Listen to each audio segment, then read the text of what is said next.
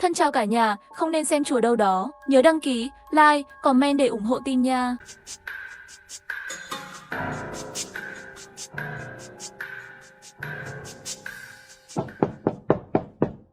Có người gõ cửa.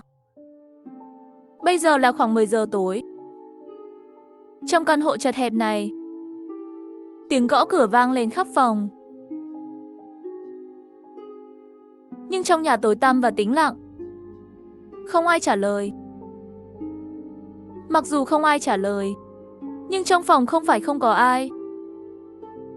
Người sống bên trong là một người đàn ông 27 tuổi. Tên là Lưu Ba. Hắn bây giờ đang nằm trên một chiếc giường thô sơ. Nhắm mắt lại. Nhưng hắn không ngủ. Nếu có thể ngủ, hắn cũng muốn ngủ. Nhưng vấn đề làm hắn không ngủ được.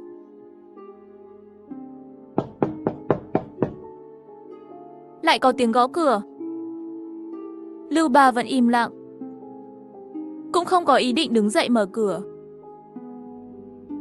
Nếu là người có việc gì đến tìm hắn, chắc chắn sẽ báo tên, chứ không phải im lặng như hắn vậy. Tiếng gõ cửa nhanh chóng dừng lại. Hắn cảm thấy tốt, bởi vì bây giờ hắn không muốn gặp ai. Lưu Ba rút ra một điếu thuốc, ngậm điếu thuốc, châm lửa. Khoảnh khắc đó, ngọn lửa chiếu sáng khuôn mặt hắn, nhưng nó nhanh chóng biến mất. Đó là một gương mặt đầy lo lắng, khuôn mặt tối tăm và hoảng loạn. Không thấy khói trắng trong bóng tối, hắn đột nhiên cảm thấy buồn nôn. Sau khi hút thuốc xong vứt sang một bên, sau đó thở dài thật sâu. Nếu hút thuốc có thể nhộ hết phiền não, vậy thì tốt biết bao. Lưu Ba nghĩ vậy. Lúc này cách đó không xa là chiếc cửa kính óp ẹp. Hắn cảm thấy có chút kỳ quái, ngồi dậy và nhìn ra cửa sổ. Nhưng vì ánh sáng quá tối, hắn không thấy gì cả. Là do gió thổi phải không? Hắn lẩm bẩm. Tiếng động ở bên ngoài vẫn vang lên liên tục. Cuối cùng tiếng kính vỡ vang lên. Một bóng người màu đen chui vào. Lưu Ba lập tức căng thẳng. Nhưng hắn không hét lên ngay lập tức. Dù sao nếu bây giờ hét lên, không biết chuyện gì sẽ xảy ra. Điều duy nhất hắn có thể làm lúc này là nín thở, xem tình thế mà hành động. Đèn pin được bật lên trong bóng tối. Ánh sáng vàng từ từ chiếu khắp căn hộ, cuối cùng rơi vào Lưu Ba. Nhìn thấy Lưu Ba, bóng đen không khỏi kêu lên. Này, cậu bị sao đấy? Có bệnh không? Ánh sáng chiếu vào mặt Lưu Ba. Hắn không thể mở mắt, chỉ có thể chậm rãi nói. Tôi không có bệnh, nhưng tình trạng của tôi còn tệ hơn cả bệnh tật. Tôi rất phiền lòng muốn chết. Tôi không biết anh là ai, nhưng tôi khuyên anh nên để tôi yên. Thật là một gã kỳ lạ. Tôi tưởng không có ai. Tôi là kẻ trộm. Hãy im lặng và lấy tiền và tất cả những gì cậu có ra đây. Thấy cái này không? Tên trộm bắt đầu nói và lắp bắp, có vẻ hơi bối rối. Nhưng sau một lúc giọng điệu đã trở lại bình thường. Mày cầm cái gì vậy? Ôi, đèn tin của anh lắc quá. Tôi không thấy. Tôi không chống cự, cũng không có sức lực đó. Để tôi bật đèn lên. Nghe thấy vậy, tên trộm lập tức hoảng sợ nói thật. Đừng bật đèn. Mọi người ở tòa nhà bên cạnh đều thấy tôi. Phải kéo rèm cửa lại. Đừng cử động. Tên trộm nói xong liền kéo rèm cửa lại. Lúc này mới cho phép Lưu Ba bật đèn. Ánh sáng lập tức xua tan bóng tối, chiếu lên người tên trộm. Đối phương bằng tuổi Lưu Ba, nhưng thể chất mạnh mẽ hơn. Bởi vì đeo mặt nạ, cho nên không nhìn rõ khuôn mặt của anh ta. Anh ta có một con dao nhỏ sắc bén trên tay. Trên dao còn dính một ít máu không rõ tên. Lưu Ba bị dọa đến sắc mặt tái nhợt. Nhìn ra chỗ khác, giọng nói run rẩy. Nhanh chóng cất những thứ đó đi. Tôi sẽ không chống cự. Tôi không muốn nhìn thấy những thứ đó nữa. Anh nhanh chóng cất nó đi. Cất đi cũng được. Nhưng trước đó, tôi sẽ trói cậu lại trước. Tên trộm lấy một sợi dây từ trong túi ra, trói Lưu Ba vào một cây cột đá trong phòng. Có thể là tái phạm. Phương pháp của anh ta cực kỳ thành thạo. Trói Lưu Ba rất chặt. Lưu Ba không cãi, chỉ là nhàn nhạt nói. Nhà tôi không có gì đáng giá cả. Có hay không tôi quyết định. Cậu càng nói thế, tôi càng nghĩ cậu có thứ gì đó tốt. Hammer ôm. Tên trộm nói với giọng điệu trầm thấp đáng sợ. Có lẽ anh ta đã gặp chuyện như vậy rất nhiều lần rồi. Sau đó, anh ta mở chiếc tủ quần áo cũ nát trên sàn. Anh lấy hết quần áo đi. Bên trong còn có một bộ đồ Armani. Cậu cũng rất phối hợp đó. Bây giờ tôi không quan tâm mặc gì nữa. Cậu xem tôi là đồ ngốc à? Đóng gói quần áo của bạn. Không, giống như tên trộm trong anime. Mang theo một túi đồ lớn. Đến lúc đó sợ người khác không biết tôi là kẻ trộm sao? Được rồi, im đi để tôi làm việc. Tên trộm thò đầu vào tủ quần áo, nghiêm túc quét từng ngóc ngách, giống như một nhà sản xuất lành nghề đang kiểm tra hàng. Lưu Ba lúc đầu là làm theo lời của anh ta, một tiếng cũng không nói. Nhưng cuối cùng vẫn không nhịn được tò mò hỏi. Anh có thường xuyên làm những việc như vậy không? Đúng rồi. Lần nào cũng có thể thành công sao? Cho đến giờ, chưa từng thất bại. Cách tôi phạm tội là như thế này. Trước tiên tìm một căn phòng không có đèn và gõ cửa. Nếu có người trả lời, tìm một cái cớ để rời đi. Nếu không ai trả lời, nghĩa là không có ai trong phòng này. Vậy thì mục tiêu đã xác định. Nói vậy thì, tiếng gõ cửa vừa rồi là của anh. Phải, tôi đi vào qua cửa sổ. Đặt một cái ghế hay gì đó ở cửa. Ngay cả khi chủ nhà quay lại, vẫn có đủ thời gian để trốn thoát. Bất kể anh ta nói gì, chỉ cần nghe giọng nói đầy tự tin của anh ta, cũng đủ khiến Lưu Ba cảm thấy khâm phục. Thì ra là vậy. Anh thật thông minh. Nhưng nếu thất bại và bị bắt, anh sẽ làm gì? Nếu lo sợ chuyện thất bại trước khi làm, vậy thì không làm được gì cả. Cho dù đó là kinh doanh hay bất cứ điều gì. Phải không?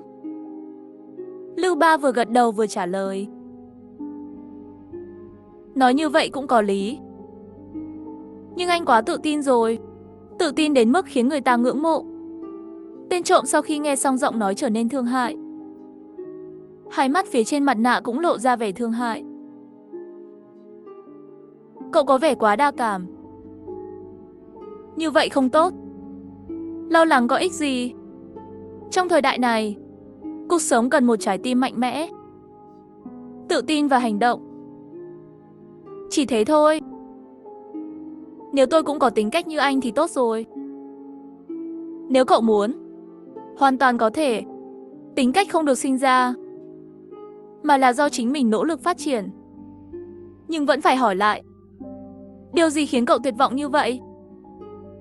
Nghe tên trộm hỏi như vậy, Lưu Ba sửng sốt một chút. Sau đó thở dài nói. Con có thể là gì được, là phụ nữ chứ gì nữa. Tôi không biết phải làm gì nữa. Nếu tôi không nhầm, là vì tính cách của cậu. Tỏ tình rồi bị người ta từ chối chứ gì. Gần như vậy, nhưng lại lạnh lùng và khinh miệt tôi. Con nói tôi không có tương lai, người nghèo. Những lời này thật buồn. Lưu Ba càng nói càng kích động. Tên trộm chép môi, kéo chủ đề trở lại. Cô ấy nói đúng. Ở chỗ cậu không có gì đáng giá cả. Thật là rác rưởi. Tôi có phiếu giảm giá trong túi. Có thể đổi 2 gói trầu không? Có một chiếc phiên si trong ngăn kéo tủ đầu giường và một ít tiền lẻ. Những thứ liên quan đến tiền là chỉ có nhiều đó thôi. Ôi, thật đúng là một quỷ nghèo mà. Tên trộm đi đến tủ đầu giường, nhìn thấy một vật màu bạc trên tủ. Lấy đi. Phát hiện đó là một cái khung ảnh. Lưu Ba nhìn thấy xong lập tức nói, đúng vậy. Tôi quên rằng khung ảnh đó cũng là tiền mà. Anh cũng lấy đi đi. Nhân tiện giúp tôi vứt ảnh bên trong đi. Tôi không muốn nhìn thấy cô ấy nữa. Tên trộm nhặt khung ảnh lên cẩn thận lau một lúc. Sau đó nói, thứ này chẳng có giá trị gì cả. Thì ra anh đang nói về người phụ nữ này. Trông thật sự rất lạnh lùng. Phải, tất cả là vì cô ta. Đủ rồi, đừng than vãn ở đây với tôi. Tôi không muốn nghe mấy chuyện tào lao của anh. Nhưng tôi thấy cậu có vẻ bằng tuổi tôi. Sao lại vô dụng thế? Không giống như tôi sống bằng đầu óc mỗi ngày. Toàn thân sạch sẽ. Kiếm được tiền thì muốn tiêu sao thì tiêu. Anh đúng thật là giỏi hơn tôi. Nhưng số tiền anh kiếm được khi làm việc này, lương tâm không đau sao? Lương tâm nghĩ nhiều như vậy làm gì? Một số việc làm là làm. Suy nghĩ quá nhiều không có ý nghĩa gì. Tự mình vui vẻ là được rồi. Rốt cuộc ai biết được ngày mai sẽ có chuyện gì xảy ra. Có thể có động đất, có thể gặp tai nạn xe hơi, có thể bị người phụ nữ mình yêu từ chối. Giọng nói của tên trộm tràn đầy sức sống. Lưu Ba dường như bị nhiễm bệnh, khóe miệng không khỏi hơi ngẩng lên. Có thể sẽ có kẻ trộm đến nhà. Ôi, cậu dài dòng quá rồi. Tóm lại, làm gì thì chỉ cần nghĩ về ngày hôm nay thôi. Đặt tất cả năng lượng vào đó. Không tiếc nuối.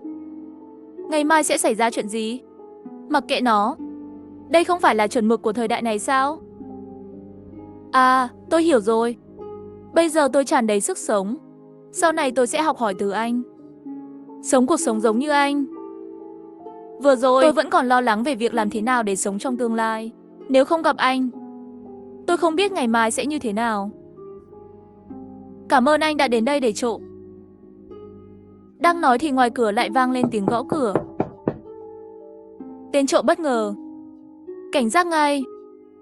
Là ai gõ cửa? Tôi cũng không biết. Nhanh chóng hỏi lý do rồi đuổi người đi đi. Đừng nói nhảm nữa. Tên trộm nói, lấy con dao găm lúc nãy cất đi ra. Lưu Ba không có cách nào khác, hỏi lớn về phía cửa.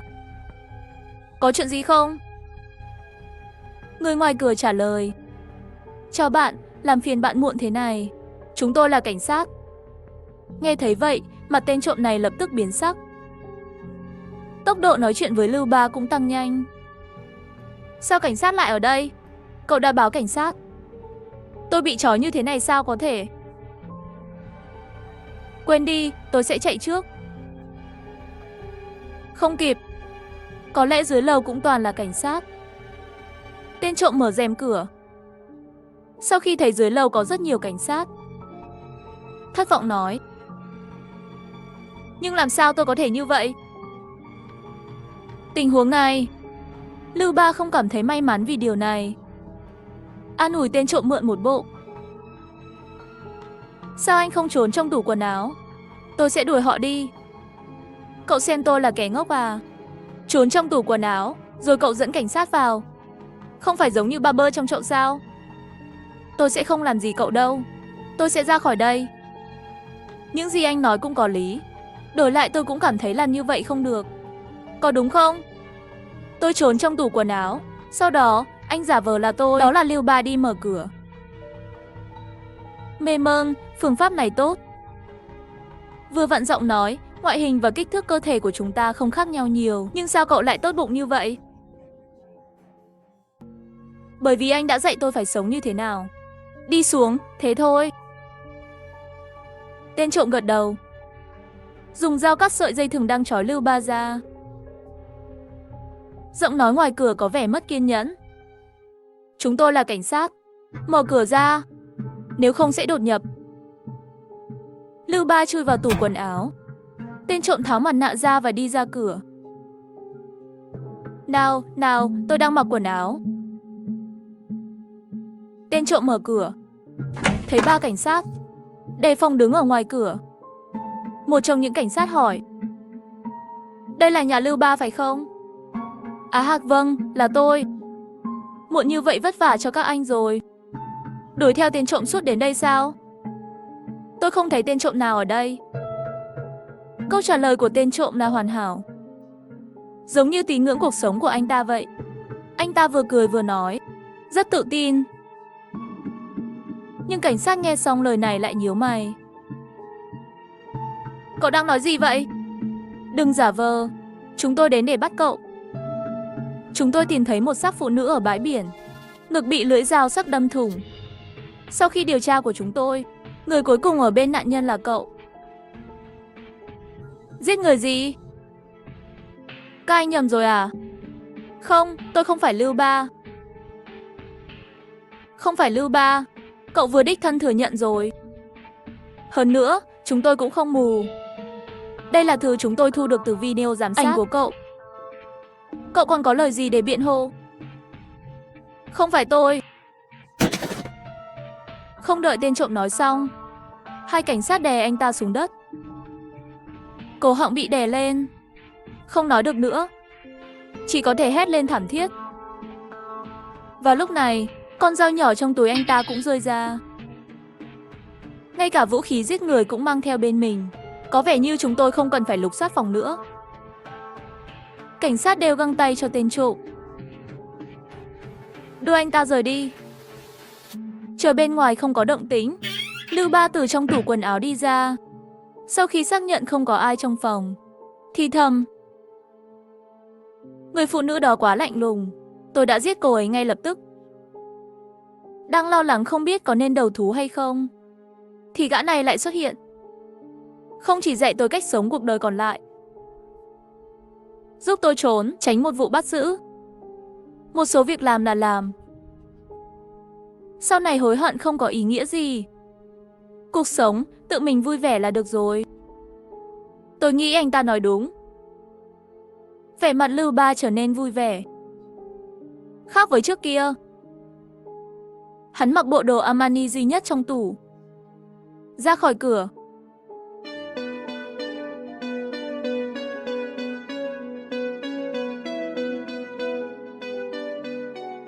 Thân chào cả nhà, không nên xem chùa đâu đó. Nhớ đăng ký, like, comment để ủng hộ team nha. Tôi đi tàu cao tốc về làng, lần này trở lại là vì em gái gửi tin nhắn nói cho bạn biết. Ông già bị bệnh nặng, chắc không sống nổi mùa đông này nên tôi mới về. Trở về làng, mọi thứ có vẻ bình thường. Nhưng trong mắt tôi, ở đây đầy mùi hôi. 5 năm, ngôi làng này đã phát triển thành một thứ mà tôi không biết. Nhưng chuyện này không liên quan đến tôi quay lại, chỉ muốn nhìn lão già đó chết. Lần đầu tiên về nhà, tôi không tìm ông già trên giường bệnh, mà là đi tìm em gái tương đối bình thường của tôi, ít nhất là 5 năm trước.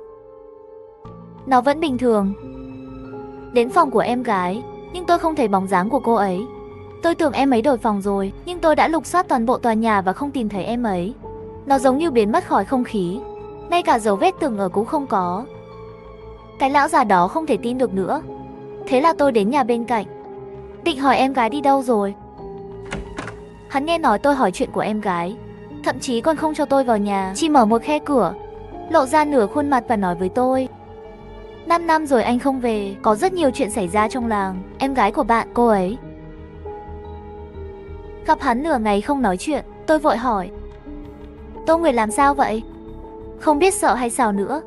Vừa nói xong câu này, đóng cửa lại với một tiếng nổ nhỏ. Trong giây lát tôi cảm thấy u ám phía sau. Sai đầu, chỉ thấy người già trong làng phơi nắng ở cửa, ánh mắt đều nhìn về phía tôi. Tôi vốn còn muốn hỏi thêm vài câu nữa, nhưng tôi luôn cảm thấy bầu không khí trong làng thật kỳ lạ, cũng không hỏi nữa. Về nhà, tôi sẽ gọi cho em gái tôi ngay. Điện thoại vừa được gọi đi, tôi nghe thấy tiếng chuông điện thoại. Tìm theo âm thanh, tôi đang ở trong phòng của em gái tôi, tìm thấy điện thoại của cô ấy. Sâm màn hình nền. Khoảnh khắc đó, đột nhiên làm tôi cau mày. Trên đó viết anh trai. Cảm ơn. Tôi không hiểu câu này có nghĩa là gì. Điện thoại không có mật khẩu. Sau khi mở ra, tôi đã ở trong bản ghi nhớ tìm thấy một lá thư em gái viết cho tôi. Anh ơi, khi bạn nhìn thấy bức thư này, em đã rời khỏi đây mãi mãi. Đây là nơi giam cầm em trong 5 năm. Cảm ơn anh. Bởi vì anh đến em mới có thể rời đi. Đồng thời em cũng xin lỗi anh. Sự tự do của em sẽ khiến anh ở đây mãi mãi. Em đã chịu đựng được 5 năm, nhưng lần này em không thể chịu đựng được nữa. Cho nên mới gọi anh về đổi với em. Xin lỗi. 5 năm anh không ở đây, ngôi làng này càng ngày càng kỳ lạ. Trong làng thường có người chết, nhưng đến ngày hôm sau, họ sẽ lại đi trên đường mà không hề hấn gì. Em sợ, đến nỗi ngay cả nhà cũng không dám ra ngoài nữa. Sau đó cha bảo đừng sợ. Những người đó chưa chết, nhưng sống theo một cách khác. Cách này họ gọi là chiêu hồn.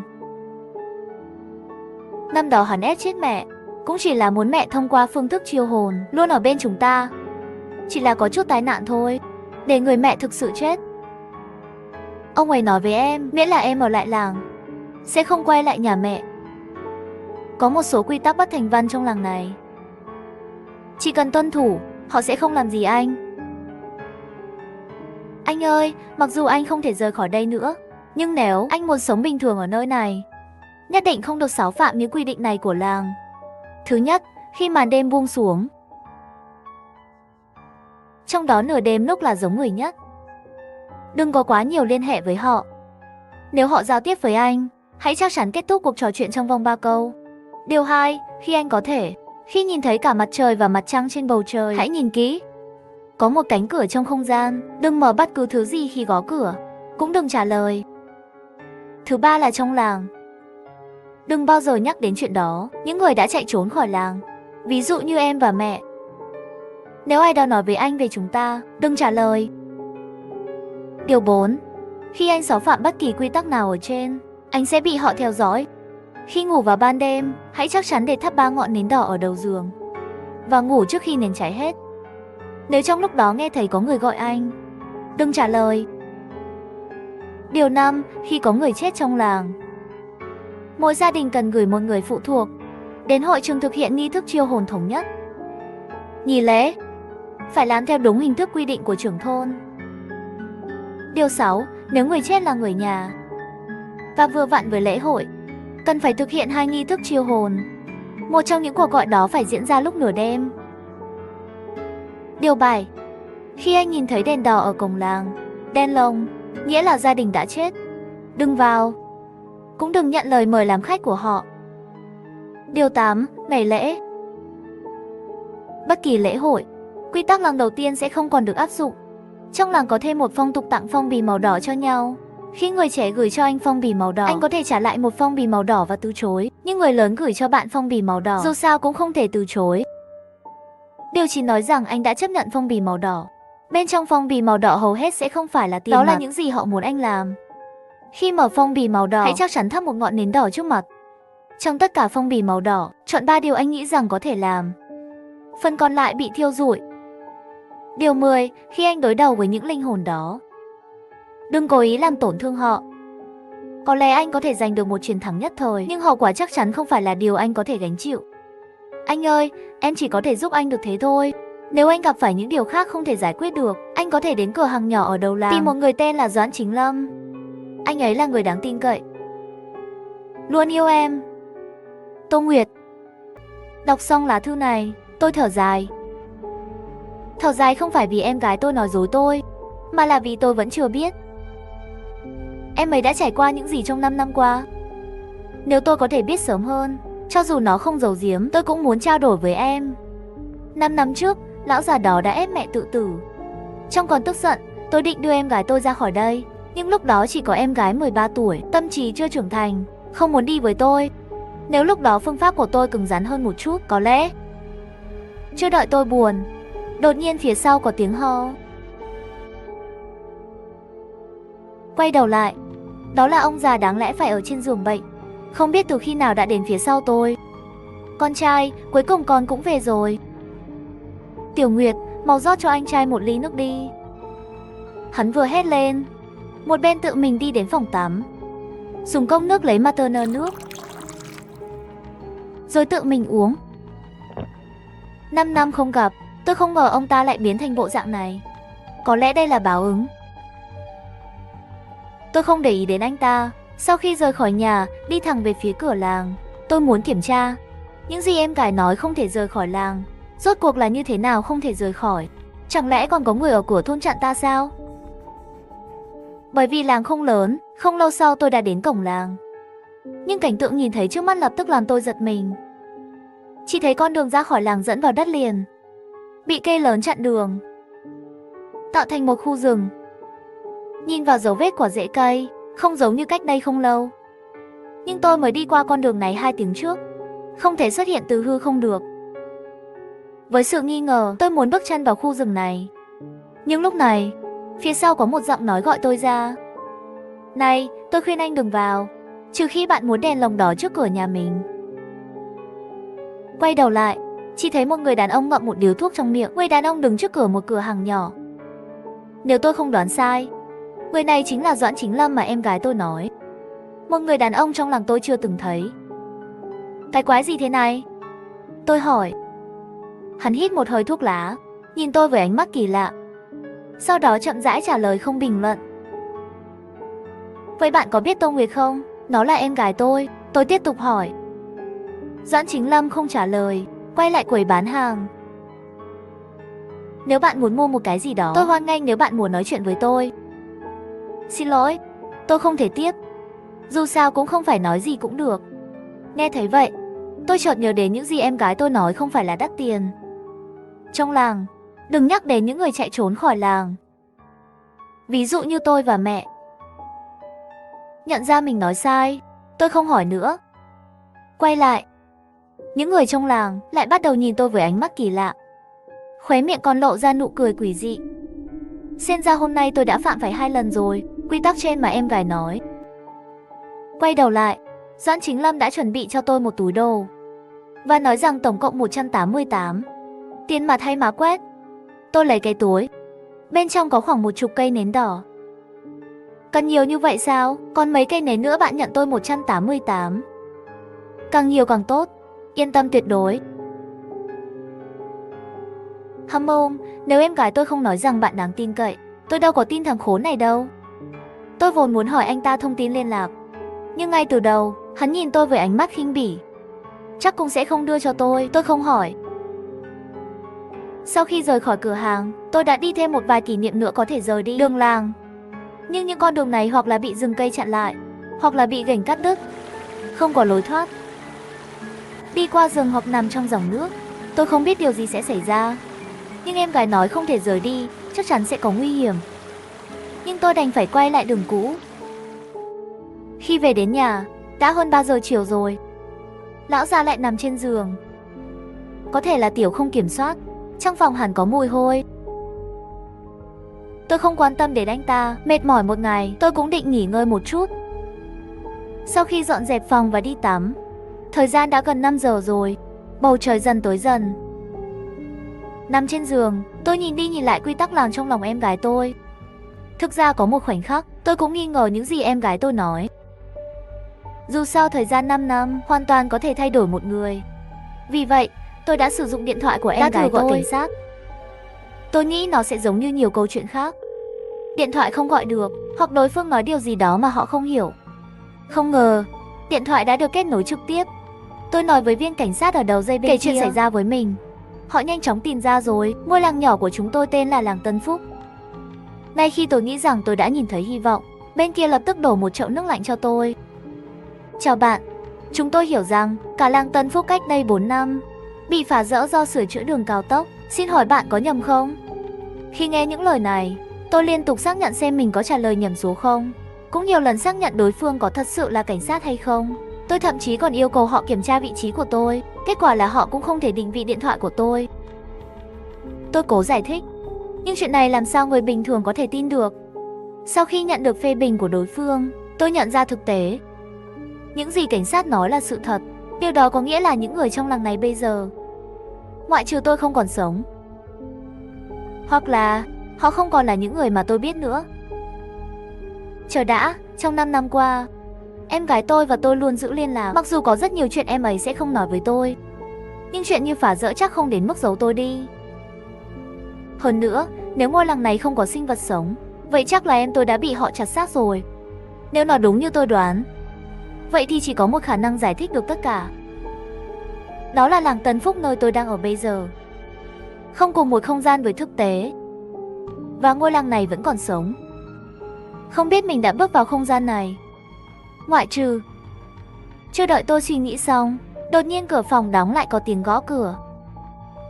Cốc, cốc, cốc. Sau tất cả những điều kỳ lạ này, tôi không dám trả lời ngay lập tức. Sau đó lại có tiếng bóp tay nắm cửa.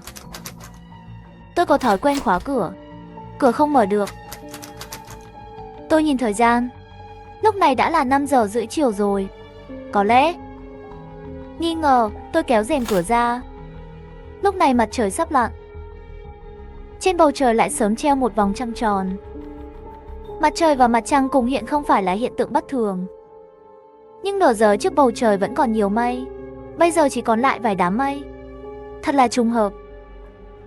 Điều này làm tôi hơi nghi ngờ, nhưng cũng cho thấy nơi này không phải là thế giới mà tôi biết. Khi bạn có thể nhìn thấy cùng một lúc trên bầu trời, khi mặt trời và mặt trăng, hãy giữ cho mình trong không gian chỉ có một cánh cửa. Đừng mở bất cứ thứ gì khi gõ cửa, cũng đừng trả lời. Điều này tương ứng với quy tắc này. Lúc này mặt trời dần dần biến mất ở chân trời. Bên ngoài phòng không còn tiếng động nữa. Mọi thứ dường như trở lại bình tĩnh. Nhưng khi tôi kéo rèm cửa và quay lại,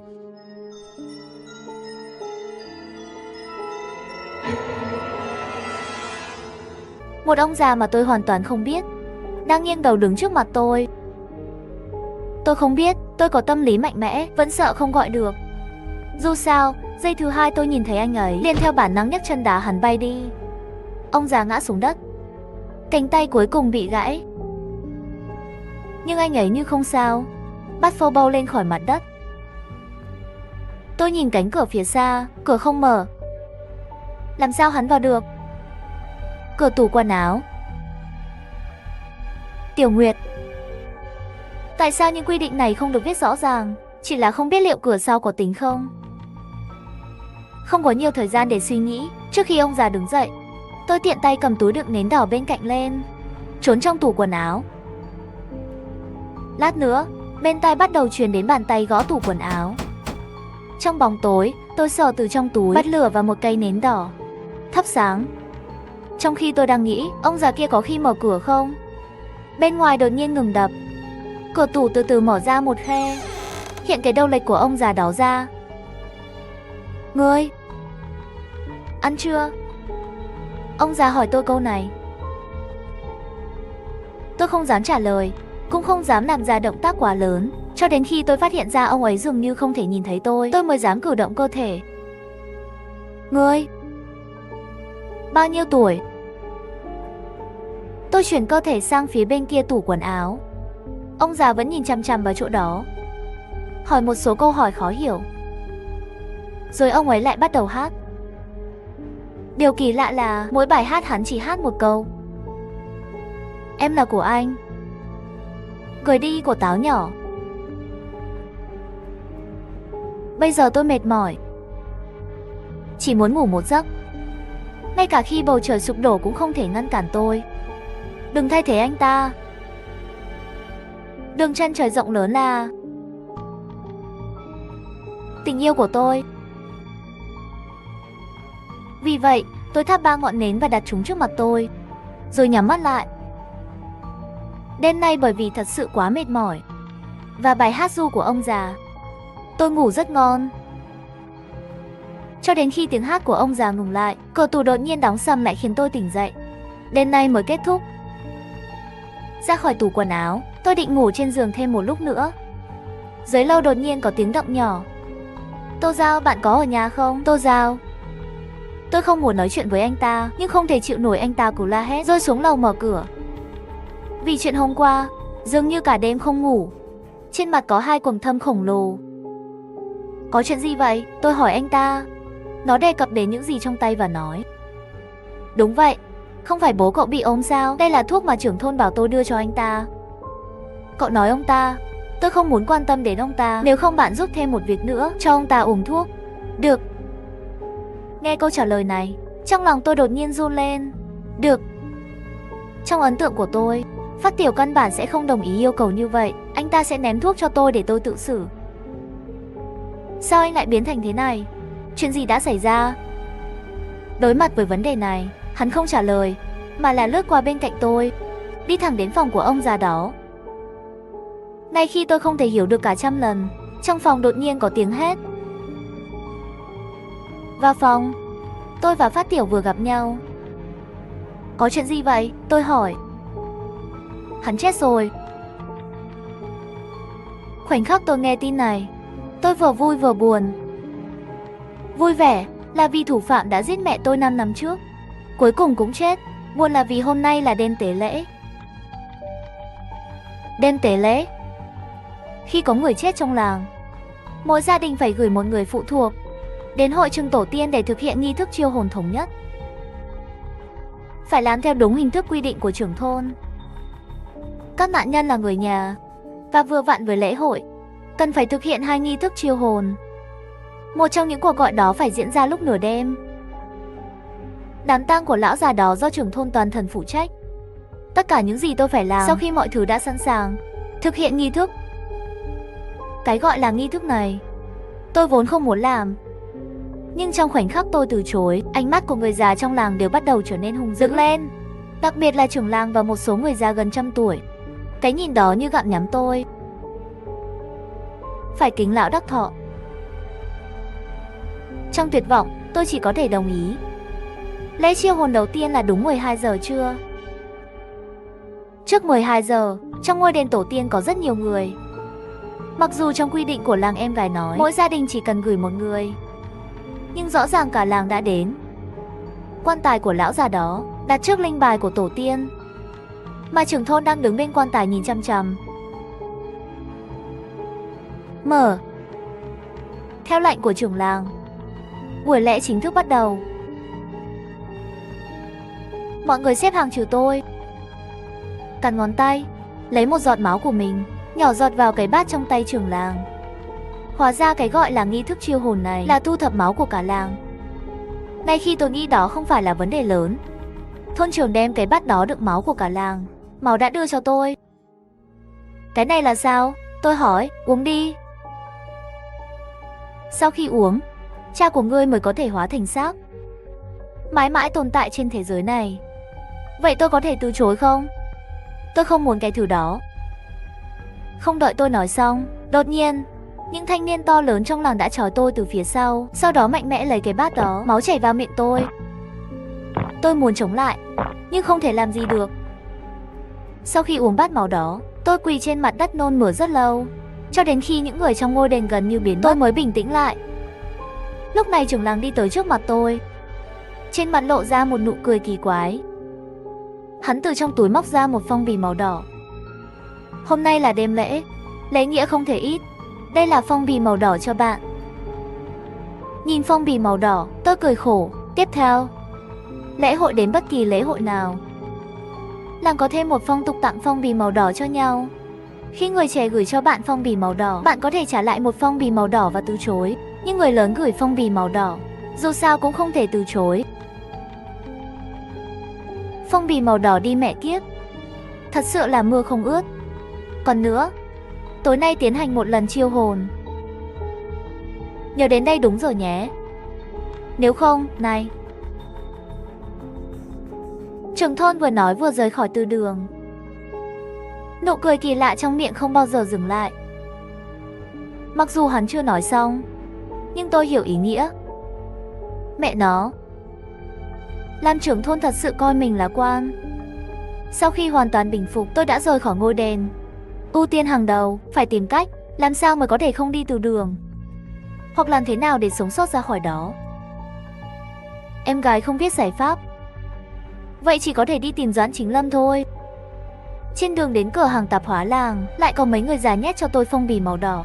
Tôi vốn muốn đem những phong bì màu đỏ sau đó đưa nó cho đàn em nhỏ tuổi hơn tôi. Nhưng trên đường đi tôi không phát hiện ra, rõ ràng là nhỏ hơn tôi, hoặc là đồng nghiệp, hoặc là đều là người lớn tuổi. Thậm chí tôi chưa từng thấy một đứa trẻ nào trong làng này. Đến cửa hàng, Doãn Chính Lâm nhìn thấy tôi trông xấu hổ, có vẻ rất vui. Sao vừa rồi không thấy bạn ở chùa? Tôi hỏi. Tôi không phải người của làng Anh. Tôi không cần phải tham gia. Tiểu, em ấy nói có thể tin ngươi. Tôi nên làm gì tối nay? Doãn Chính Lâm mỉm cười, một bộ không quan tâm dáng vẻ nói hừ. Con có thể làm gì nữa, đi bình thường là được rồi, làm bất cứ điều gì họ bảo bạn làm. Đại ca, đừng trêu chọc tôi nữa. Tôi đoán anh là một đạo sĩ. Cho tôi một ít phúc lộc hoặc mũi tên đồng, bao nhiêu tiền tôi cũng trả. Bạn nghĩ đây là tiểu thuyết tâm linh để làm phim? Con đạo sĩ sao không nói tôi là Lâm Trần Anh? Vậy tôi phải làm gì? Tôi đã nói với bạn ngay từ đầu là đi bình thường là được. Không tin thì cút đi. Tôi hơi tức giận, nhưng vẫn cắn răng cứng lại. Được. Khi tôi quay lưng đi, hắn lại nói còn có chuyện không cần thiết nữa. Trên đường về nhà, tôi đang lo lắng làm thế nào để trải qua đêm nay, và làm thế nào để xử lý phong bì màu đỏ trong tay. Nếu xử lý theo phương pháp của em gái, trong tay ít nhất phải còn lại 3 cái. Nếu có thể gửi hết đi, đó tự nhiên là tốt nhất. Đang nghĩ, đột nhiên ở nơi cách cửa nhà không xa, tôi thấy mấy đứa trẻ trong làng. 1, 2, 3, 4, 5. Vừa vặn có thể tặng hết phong bì màu đỏ. Không may mắn lâu như vậy, cuối cùng cũng gặp được một chuyện tốt cho tôi. Tôi nhanh chóng đi đến chỗ bọn trẻ, gửi từng phong bì màu đỏ cho họ. Biểu cảm kỳ lạ sau khi nhận được phong bì màu đỏ, giống như tôi nhận được phong bì màu đỏ. Loại phong bì màu đỏ này bên trong không phải là tiền, bất cứ ai nhận được đều không muốn. Về đến nhà, tôi muốn đăng bài trên mạng để được giúp đỡ. Nhưng lúc này tôi mới phát hiện ra, ngoại trừ điện thoại của em gái, các điện thoại khác hoàn toàn không gửi được bất kỳ tin nhắn nào, cũng không gọi được. Tôi dùng điện thoại của em gái tôi gửi trợ giúp trên mạng. Khoảng nửa tiếng sau, bài viết nhận được rất nhiều phản hồi, nhiều người thảo luận sôi nổi. Nhưng những câu trả lời này về cơ bản đều cho rằng tôi đang bịa chuyện. Một số bình luận có vẻ nghiêm túc trả lời, thật ra cũng đều là trêu chọc. Nay khi tôi không biết phải làm gì, một cư dân mạng tên là Tần Chí Viễn, tin nhắn riêng gửi đến đã thu hút sự chú ý của tôi. Người anh em, cậu đang bước vào thế giới của những quy tắc kỳ lạ. Sao vậy? Tôi hỏi anh ta. Quy tắc kỳ lạ, đúng như tên gọi. Trong thế giới đó, luôn luôn dưới mọi hình thức, có một số quy tắc khó hiểu. Thông thường những quy tắc đó không hoàn toàn đáng tin cậy. Nhưng đó là em gái tôi viết cho tôi. Chắc là không nói dối tôi. Làm thế nào để chứng minh đó là do em gái bạn viết? Hoặc làm thế nào để chứng minh những gì em gái bạn đã viết đó là quy tắc đúng? Nhưng những lời anh ấy nói, tôi không thể tìm thấy bất kỳ lý do gì để bác bỏ. Vậy tôi có nên tuân theo quy tắc hay không? Các quy tắc phải được tuân thủ, nhưng cũng không thể hoàn toàn tuân thủ. Phải dựa trên tình hình thực tế. Đánh đổi. Nhưng tình hình hiện tại của tôi, bất kể cảm giác thế nào cũng là ngõ cụt. Bạn có thể vào làng, cho tôi biết mọi thứ đã xảy ra. Có lẽ tôi có thể giúp bạn tìm cách. Thời gian tới, tôi kể lại những gì tôi đã trải qua khi trở về làng. Đã nói hết rồi. Anh ấy đọc xong và nói. Hắn im lặng một lúc mới trả lời. Dựa trên kinh nghiệm, tôi đã tổng kết những điều sau đây. Thứ nhất, những quy tắc làng đó là do em gái bạn tự tổng kết. Vì vậy, nó không hoàn toàn đáng tin cậy. Bạn cần tự xác minh. Và bạn có phát hiện ra không? Mới về làng được 2 ngày, đã chạm vào nội dung trong quy tắc rồi. Thứ hai, mỗi quy tắc sẽ có một số vật dụng quan trọng. Muốn thoát khỏi thế giới đó còn sống, phải tận dụng tốt những dụng cụ đó. Có thể là điện thoại của em gái anh, có thể là ngọn nến đỏ, hoặc là những phong bì màu đỏ. Thứ ba, ngôi làng này của bạn chắc có chuyện gì đó không do đã xảy ra. Nếu có thể nghe được những chuyện đó, có lẽ nó sẽ giúp bạn rời đi. Thứ tư, người tên Doãn Chính Lâm này không rõ lai lịch. Luôn cẩn thận. Nếu anh ấy ở bên bạn, vào thế giới kỳ lạ này, rất có thể anh ta là kẻ thù của bạn. Lãnh đạo là kẻ thù. Hình như có thể. Nhưng anh có vẻ rất có kinh nghiệm. Bởi vì tôi đã vào tương tự 2 lần rồi. Nước ngoài nói chuyện thế giới, không có kinh nghiệm cũng khó. 2 lần. Lần đầu tiên là trong một con hẻm. Tôi và một cậu bé bước vào thế giới đó cùng một lúc. Dưới áp lực của luật lệ, tôi đưa tay ra và giết cậu bé đó. Trở lại thực tế, tôi đã trở thành kẻ giết người, đi tù. Lần thứ hai là trong tù. Đó là cảnh tôi không thể quên trong đời. Chúa ăn thịt người. Hoàn toàn. Tôi vẫn thoát khỏi cái thế giới kỳ quái đó và giúp tôi thoát khỏi nhà tù. Thế giới này có chuyện gì vậy? Tôi cũng không biết. Bây giờ tôi giúp bạn cũng chỉ hy vọng bạn ra ngoài sau này có thể giúp tôi chứng minh vô tội, mặc dù họ cũng không nhất định sẽ tin. Yên tâm đi anh bạn, miễn là tôi có thể ra ngoài, chắc chắn sẽ giúp bạn, cảm ơn bạn.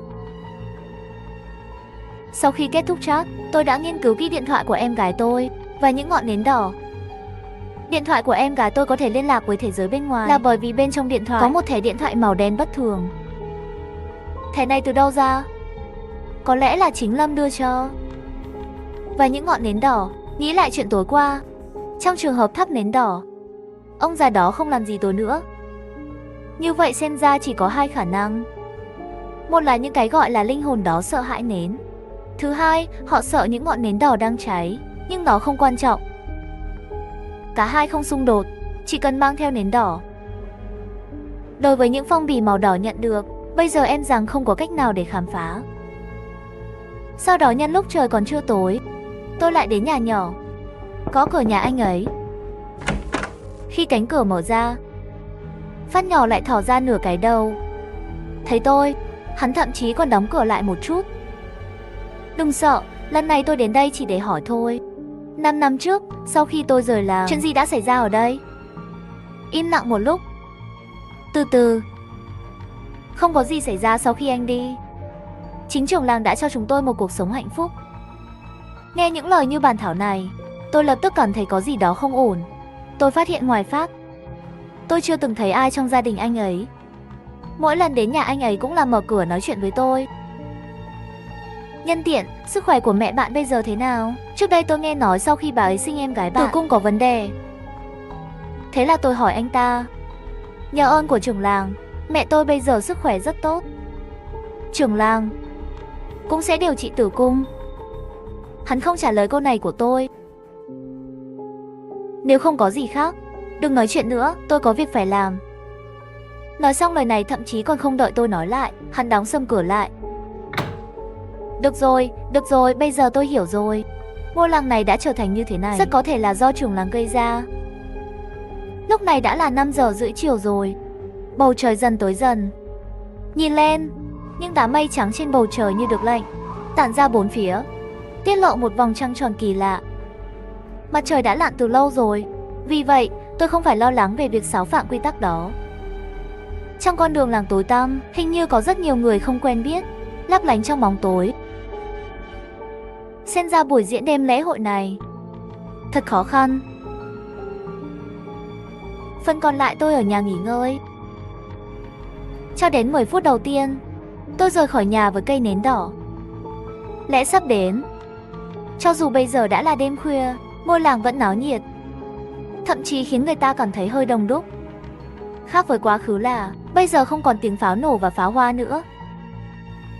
Điều duy nhất có thể tượng trưng cho năm nay là đèn lồng đỏ treo trước cửa nhà của một số người. Nhưng nó là đèn lồng đỏ, bên trong đèn lồng lại phát ra một loại linh quang kỳ lạ. Trên đoạn đường tôi đi về phía ngôi đền tổ tiên, rất nhiều người muốn mời tôi đến nhà họ, nhưng đều bị tôi từ chối với lý do vội vàng. Họ muốn tiếp tục hỏi, nhưng biết tôi muốn đi đến đền cũng không nói thêm gì nữa. Có vẻ như bị phạt 10 phút trước khi chọn. Đó là lựa chọn đúng đắn. Đến ngôi đền, bên trong đã đầy người rồi. Những người trên đường và những người ở đây. Tôi chưa bao giờ nghĩ trong làng có nhiều người như vậy. Trong ngôi đền này rất anh hùng. Ngay cả khi đông đúc trong đám đông, cũng không còn thấy chút ấm áp nào. Còn 3 phút nữa, bên trong ngôi đền rất ồn ào. Ngoại trừ thỉnh thoảng có người nói chuyện với tôi không tìm thấy bất thường nào khác. Nhưng cho đến khi tôi ở trong đám đông, tôi thấy vài giọng nói quen thuộc. Đó là 5 đứa trẻ xuất hiện gần nhà tôi. Sao họ lại ở đây? Đột nhiên một linh cảm bất đắc dĩ ập đến trong lòng. Nếu những đứa trẻ này không còn sống, phải không? Khi người trẻ gửi phong bì màu đỏ cho bạn trong lễ hội, bạn có thể trả lại phong bì màu đỏ đó bị từ chối.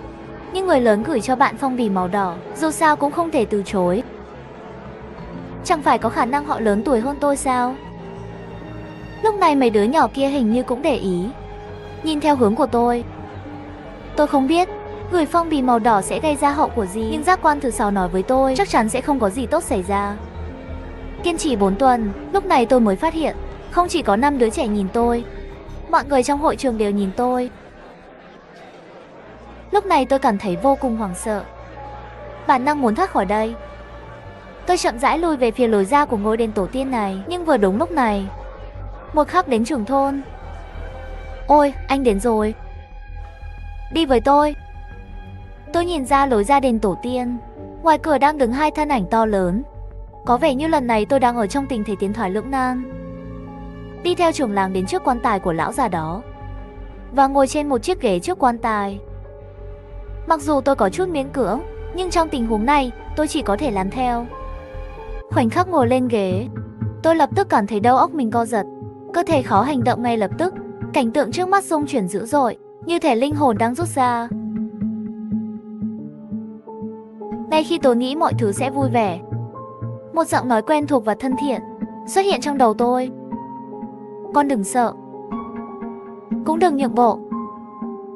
Mẹ, sao vậy? Con trai, đừng nghĩ đến chuyện khác. Chúng ta sẽ vượt qua hòn đảo này trước. Đừng để họ lôi linh hồn bạn ra. Nói vậy, nhưng... Mẹ ơi, mẹ có thể giúp được không? Cậu đang quay phim đấy. Nói vài lời thôi. Con trai, mẹ bây giờ là linh hồn, và chỉ có con mới có thể nhìn thấy mẹ chỉ có thể đàn áp. Đừng để linh hồn của con rời khỏi cơ thể. Phần còn lại là tùy thuộc vào con. Trong trường hợp đó, vậy thì chỉ có thể dựa vào chính mình. Tôi gần như đã cố hết sức, cho tay vào túi quần áo, vẽ một cây nến đỏ từ bên trong. May mà tôi đã chuẩn bị là một thiết bị đánh lửa đơn giản trên sáp. Chỉ cần nhẹ nhàng kéo, nến có thể được thắp sáng. Nhưng khoảnh khắc ngọn nến được thắp sáng, tôi bối rối vì không có tác dụng gì cả. Thảo nào không ai tuân thủ trong thời gian này. Khi tôi biết rằng những ngọn nến đỏ là vô dụng, một cảm giác ngột ngạt. Tôi tuyệt vọng. Nến trong tay rơi xuống đất. Nến rơi xuống đất, dường như đốt cháy một cái gì đó, và trong khoảnh khắc đó, tôi đã lấy lại được khả năng vận động. Nhìn xuống, hóa ra là bùa dán sau ghế. Nó bị thiêu rụi. Mặc dù cốt truyện có chút kỳ diệu, nhưng cuối cùng cũng thoát. Thấy tôi khôi phục cử động, trưởng làng và những người khác trong ngôi đền lập tức không đứng nổi nữa. Họ muốn đến và giữ tôi lại. Ngoại trừ trưởng làng, những người khác đều bị một lực lượng ngăn cản. Đó là mẹ tôi. Chỉ là tôi không thể nhìn thấy ai ngoài tôi. Thực hành là không đúng. Trưởng làng nắm lấy tay tôi và thả ra ngay lập tức. Muốn chạy trốn, nhưng vẫn chưa có sự đồng ý của tôi. Mẹ kiếp đồ già, lão tử sớm thấy bạn không vừa mắt rồi. Với một chân xuống, trưởng thôn ngã xuống đất không nhúc nhích. Hai người bên ngoài cổng nhìn thấy cảnh này, cũng chỉ là dám ở bên ngoài nhìn xem, không dám bước vào. Sau đó vội vàng rời đi. Khi tôi và mẹ nghĩ rằng nó sẽ là bất khả chiến bại, phía sau lại có tiếng nói yếu ớt của mẹ. Con trai, mẹ không thể chịu nổi nữa. Đi đi. Người trong đền thờ đỏ mắt, bắt đầu đấu tranh để đến với tôi. Tôi không ngần ngại, lập tức chạy ra khỏi từ đường. Nhưng vừa chạy ra ngoài không xa lắm, đâm vào mặt một người. Là Doãn Chính Lâm. Sao anh lại ở đây? Tại sao bạn lại đi ra ngoài? Doãn Chính Lâm cũng nghi hoặc hỏi lại hắn. Phía sau có linh hồn đuổi theo ta có thể không đi ra sao? Nghe thấy vậy, vẻ mặt Doãn Chính Lâm lập tức trở nên nghiêm túc. Từ trong túi móc ra một tấm bùa, nhìn chằm chằm vào phía sau tôi. Ngươi còn nói ngươi không phải đạo sĩ.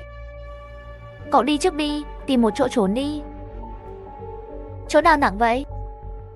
Là chỗ của người sống. Sau khi trốn thoát khỏi ngôi đền, tôi đã trở lại con đường chính của làng. Nhưng lúc này tôi phát hiện trên con đường đông đúc không có ai. Vì trên đường không có ai, vậy thì chắc chắn tất cả đều trốn trong nhà rồi. Nơi có người sống, nhà có đèn lồng đỏ treo ở cửa chắc chắn không có. Lần đầu tiên tôi nghĩ đến gia đình, nhưng có cửa nửa ngày cũng không ai trả lời. Vậy, tôi lại đến cửa một ngôi nhà khác bên cạnh. Sau khi xác nhận không treo đèn lồng đỏ, tôi lại gõ cửa. Lần này nhanh chóng nhận được phản hồi, một cặp vợ chồng đến mở cửa. Hàng xóm quen thuộc với gia đình chúng tôi trước đây. Nhìn thấy là tôi lập tức mở cửa. Tôi tưởng cuối cùng cũng tìm được nhà, nhưng khoảnh khắc bước vào cửa, tôi hối hận. Ai giỏi, treo đèn lồng ở cửa thế? Tôi cảm thấy mọi thứ không ổn, lập tức lấy ngọn nến đỏ ra khỏi túi và thắp sáng. Khoảnh khắc ngọn nến được thắp sáng, cặp đôi kia ánh mắt lập tức trở nên thất thường. Hỏi tôi. Năm nay 30 tuổi. Trong nhà chỉ có một mình bạn, chắc là vẫn chưa ăn cơm lễ. Tôi không trả lời, thay vào đó đi vòng quanh phía sau họ và cố gắng lẻn ra ngoài. Nhưng đến trước cửa tôi mới phát hiện cửa bị khóa. Hai vợ chồng nghe thấy tiếng động, lại quay mặt về phía vị trí của tôi. Hỏi lại. Ở đây an toàn rồi. Ngồi đây đi, chú dì nấu cơm cho bạn. Rồi họ vào bếp. Không lo lắng về việc tôi có ý trộm đồ không. Tôi đã thử rất nhiều cách để rời đi, nhưng rõ ràng là khi vào, không thể dễ dàng ra ngoài được. Không có cách nào, tôi chỉ có thể ngồi yên lặng trên ghế, không biết chuyện gì sẽ xảy ra. Cặp đôi đó mang mấy đĩa thức ăn từ nhà bếp trên bàn ăn trước mặt tôi. Ngọn nến đỏ thứ hai cháy hết. Tôi thắp ngọn nến cuối cùng mà tôi mang theo. Ăn đi. Chắc anh đói rồi. Bố mẹ em đi sớm, cả hai chúng tôi đều biết nhau. Nếu không phiền, sau này đều có thể đến nhà chúng tôi ăn cơm. Nghe những lời này, tôi không cảm thấy gì cả. Nhớ lại 5 năm qua, trải nghiệm lang thang một mình vẫn khiến tôi có chút cảm động. Tôi cố gắng kìm nén trái tim có chút dao động, liên tục nhắc nhở bản thân không được. Họ không phải người, tôi không thể bị hai con ma nói dối được. Nhìn ngọn nến trước mắt cháy hết từng chút một, tôi rơi vào tuyệt vọng. Khoảnh khắc nến tắt, tôi tưởng cuộc đời mình sắp kết thúc. Nhưng không. Cặp đôi trước mắt vẫn nhìn thẳng vào tôi. Nhưng chỉ có thế thôi. Khoảng 5 phút sau, cuối cùng tôi không thể không hỏi. Chú và cô, các người luôn nhìn thấy tôi sao? Vừa rồi không nhìn thấy, nhưng bây giờ thì được. Nghe thấy vậy, đầu óc tôi bỗng nhiên vang lên. Nến đỏ không phải là chìa khóa. Chìa khóa là trả lời. Cuối cùng tôi đã xáo phạm quy tắc quan trọng nhất. Có thể chào đón tôi, nhưng vẫn không có gì đáng sợ. Dì đẩy đĩa về phía trước, thì thầm. Ăn đi, nếu không thức ăn sẽ lạnh hết rồi. 5 năm này ở bên ngoài chịu rất nhiều khổ cực. Nhìn này, bạn đã giảm cân rồi. Giờ này, một ý nghĩ kỳ lạ nảy ra trong đầu tôi. Đó chính là có thể nào như Tình Chí Viễn nói không? Em gái tôi thật sự đang nói dối tôi, hoặc là anh ta không viết bức thư đó. Có lẽ không. Tất cả ma đều sinh ra để hại người. Có lẽ. Không đợi tôi suy nghĩ xong, đột nhiên cánh cửa của ngôi nhà bị đẩy ra. Một bóng người quen thuộc xuất hiện ở cửa. Là Doãn Chính Lâm. Tô Dương, ngươi không thể ăn những thứ đó. Tôi nhìn anh ta với vẻ mặt nghi hoặc, đang định nói mình sẽ không đi ăn. Lúc này tôi mới phát hiện tay trái không biết lúc nào cầm bát lên, tay phải cũng không biết lúc nào cầm đũa lên, đang nhặt một miếng thịt đưa vào miệng. Tôi sợ đến mức nhanh chóng đặt bát xuống, sau đó chạy thẳng đến bên cạnh Doãn Chính Lâm. Tôi nhìn lại đôi vợ chồng đó. Ngay khi tôi nghĩ cuối cùng họ cố khi muốn lộ mặt thật, bọn họ lại vẻ mặt vô tội đi tới chỗ Doãn Chính Lâm. Trước mặt Doãn, họ cầu xin. Tiểu huynh đệ, ta không có ý làm tổn thương Tô Dương. Chúng tôi chỉ muốn. Không cần phải nói. Doãn Chính Lâm ngắt lời. Tôi biết, vợ chồng nhiều năm không có con, nhưng các người quên các người không còn là người nữa sao? Bây giờ nơi tốt nhất cho các người là tái sinh, thay vì kéo một người vô tội đi cùng. Nếu chỉ là ở bên các bạn thì thôi, nhưng cách tiếp cận của bạn sẽ khiến anh ta không bao giờ có thể tái sinh. Cậu bé, xin đừng để vợ chồng chúng ta chia tay, được không? Chúng ta sẽ không làm chuyện này nữa. Kiếp sau có thể gặp lại hay không là số phận của các bạn.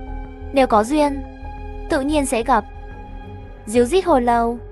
Mặc dù tôi không hiểu gì cả, nhưng Doãn Chính Lâm nói xong câu cuối cùng này, trong túi lấy ra một vật tròn giống như máy ảnh. Sau một tia chớp, cặp đôi đó biến mất, chỉ để lại bụi xanh nổi trong không khí. chuyện gì đã xảy ra vậy? Tôi ngạc nhiên hỏi. Tôi đã giúp họ vượt qua. Siêu độ, không phải là loại Phật Anh Di Đà niệm kinh sao? Thế kỷ 21 rồi, ai còn dùng phong thủy siêu độ truyền thống đó? À, cô hù vậy sao? Vậy anh đã dùng tù binh? Đó là để chống lại mẹ cậu. Loại tâm hồn có oán giận tương đối lớn, chỉ có thể dùng phương pháp truyền thống. Chống lại mẹ tôi? Anh Doãn, anh có nhầm không? Tôi mắng anh ta rõ ràng là chưa nói xong. Doãn Chính Lâm ngắt lời. Nói về chuyện này, tôi vẫn còn một số việc chưa xử lý xong. Chờ tôi ở đây, tôi sẽ nói với bạn sau. Hắn vừa nói vừa đi ra khỏi nhà. Sau khi rời đi còn không quên khóa cửa lại. Tôi ngồi trên ghế suy nghĩ rất lâu. Mẹ bị ép chết. Tức giận cũng có ý nghĩa. Nhưng mẹ tôi vừa giúp tôi ngăn chặn những bóng ma trong làng, linh hồn. Nhưng lại là người đầu tiên đưa hình nhân ra chống lại mẹ tôi. Có gì đó không ổn rồi. Có lẽ hắn đang làm việc với những người trong làng. Nghĩ tới đây, tôi đang tìm thứ gì đó trong nhà để tự vệ. Nhưng suy nghĩ thứ hai có vẻ không đúng.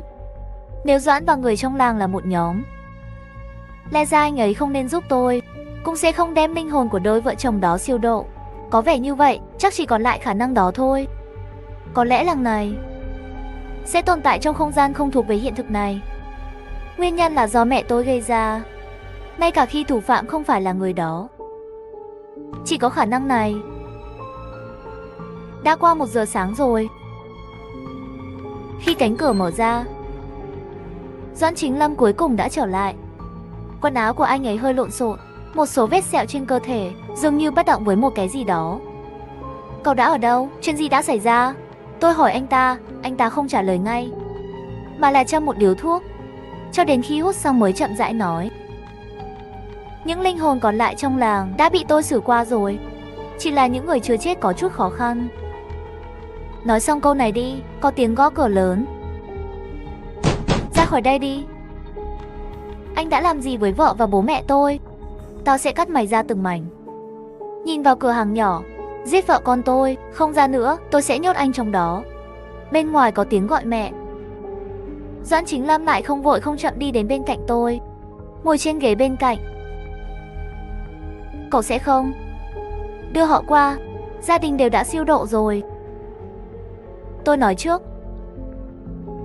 Phải, theo quy luật siêu nhiên, những linh hồn đó không nên ở đây, mà là nên tiến vào 6 cõi luân hồi đầu thai. Anh là ai? Còn về mẹ tôi, anh vẫn chưa giải thích. Tôi phải đi trong 1 tiếng nữa. Lát nữa tôi còn muốn anh giúp tôi một việc nữa. Nếu anh muốn biết, vậy tôi sẽ nói cho anh biết. Trên thực tế, thế giới chúng ta đang sống bây giờ là vì sự oán giận của mẹ bạn, được hình thành do va chạm với lực lượng bí ẩn của Mông Cổ. Tại sao mẹ bạn lại tức giận như vậy? Bản thân bạn cũng nên biết. Mục đích thực sự của tôi khi vào làng này, một mặt để tìm ra nguồn gốc của sức mạnh bí ẩn đó, mặt khác là hủy diệt hoàn toàn thế giới này, không cho người khác vào đây. Cả năm nay, nguồn gốc của lực lượng bí ẩn đó tôi không biết rõ, nhưng hủy diệt thế giới này vẫn tương đối đơn giản.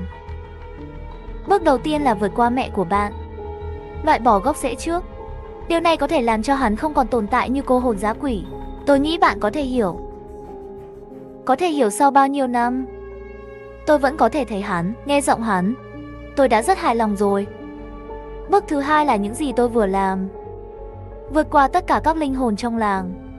Và bước thứ ba này, thấy hắn có chút do dự, tôi đã trả lời. Sẽ không phải là hãy để tất cả những người còn sống ở đây rời đi hoặc biến mất đi. Đúng rồi, anh và những người ngoài kia sẽ chết ở đây.